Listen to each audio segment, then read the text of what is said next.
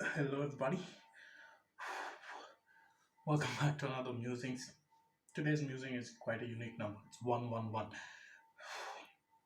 But today's day has been really effing shitty for a lot of different reasons.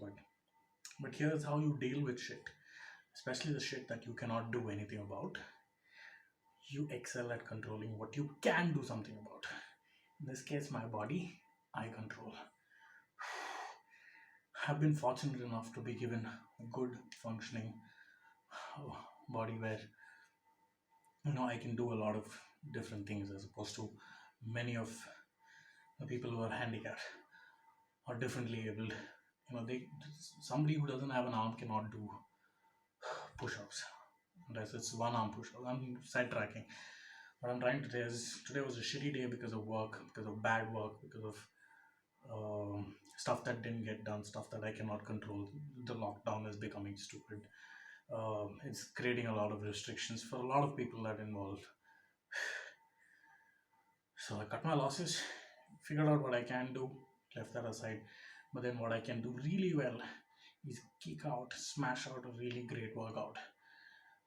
I can control if I stop at the 10th squat or I go for the 15th one.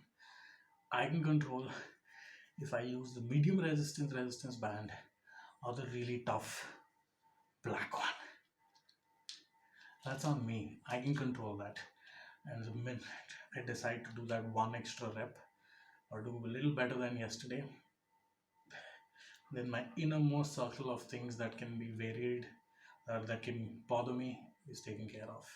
So it doesn't matter if it is 12:15 at night when I'm just finishing a workout, but I know I'm going to sleep in peace because I did better or at least one thing. And that one thing was completely under my control.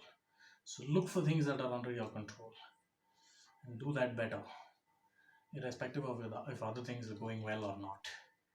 You'll be a lot more happy. You'll sleep better.